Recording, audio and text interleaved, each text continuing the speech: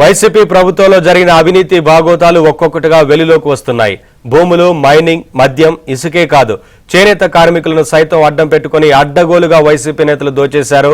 ఆప్కో ఆధ్వర్యంలో చేనేత వస్త్రాలను అవసరానికి మించి అదనంగా డబ్బులు చెల్లించి కొనేశారు.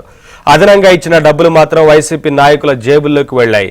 ఈ అంశంపై విచారణ చేసి పాత్రదారులు, సూత్రధారులను అరెస్టు చేయాలని మహిళా నేతలు డిమాండ్ చేస్తున్నారు. దీనికి సంబంధించిన మరింత సమాచారం విజయవాడ ప్రతినిధి ప్రసాద్ అందిస్తారు.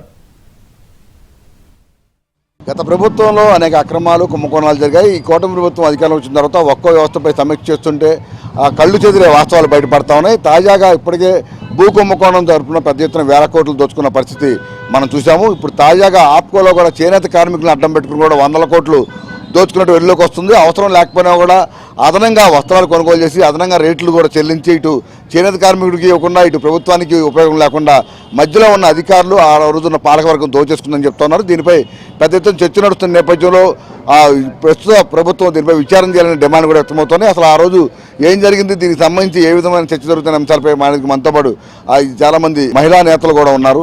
మేడం చెప్పండి, అని చూస్తున్నారు వరుసగా ఇప్పుడు మీ కూటమి ప్రభుత్వం అధికారంలోకి వచ్చిన తర్వాత ఇవన్నీ చూస్తుంటే ఏమనిపిస్తుంది? ప్రధానంగా నిజం చెప్పాలంటే గత ప్రభుత్వం వాళ్ళు చేసిన అవినీతి కానీ కుంభకోణాలు కానీ చూస్తుంటే సామాన్య మానవుడు బతకలేని పరిస్థితిలో తీసుకొచ్చడానికి కారణం ఏంటంటే వీళ్ళు చేసిన కుంభకోణాలే అనిపిస్తుంది.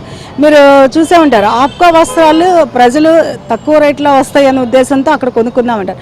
కానీ ఈ ఆప్కో వాళ్ళు ఏం చేస్తున్నారంటే చేనేత కార్మికుల దగ్గరికి వెళ్ళి ఏదైతే ఉదాహరణకి ఒక 100 రూపాయలు ఉన్న ఒక మీటర్ 100 రూపాయలు ఉంది, వీళ్ళు 200 రూపాయలు వాళ్ళ బుక్లో రాసేసుకొని 200 రూపాయలు పెట్టి అది మనకి అంటే ప్రభుత్వ సొమ్ము విచ్చలవిడిగా ఎలా ఖర్చు చేశారంటే ఒక మీటర్కే వీళ్ళు ఇంత తేడా చూపిస్తే ఎన్ని వందల మీటర్లు వేల మీటర్లు కొని ప్రజాధనం దుర్వినియోగం చేశారో మనకు అర్థమవుతుంది.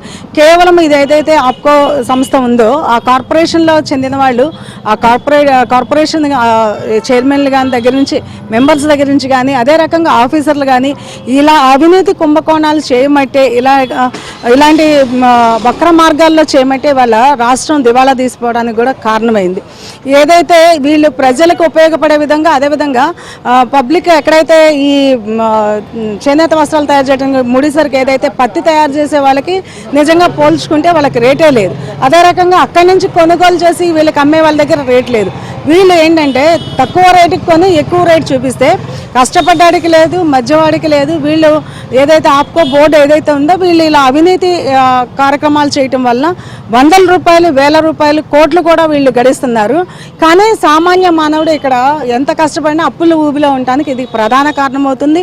ఇలాంటి ఏదైతే ఉన్నాయో ఈ ఆప్కోనే కాదు, వాళ్ళు ఏదైతే అవినీతి ఏ సంస్థల్లో చేశారో కూడా అన్ని సంస్థల్లో కూడా అన్ని కార్పొరేషన్లో కూడా ఇలాంటి అవినీతి బయటకు తీసుకొచ్చితే కానీ ఇవాళ ప్రజలు సుఖశాంతులతో ఉంటారని మేము అనుకుంటున్నామండి.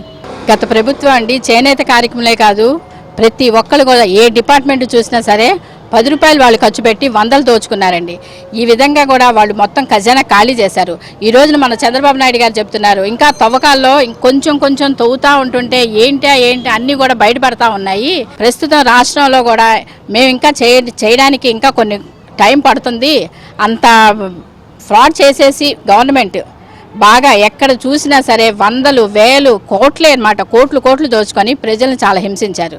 ఇది ఒక చేనేత దానిలోనే కాదు ఆఫ్కో వాళ్ళది కూడా ఉంది. వీళ్ళందరినీ కూడా బయటికి తీయడం కోసం మా కూటమి ప్రభుత్వం కృషి చేస్తుంది.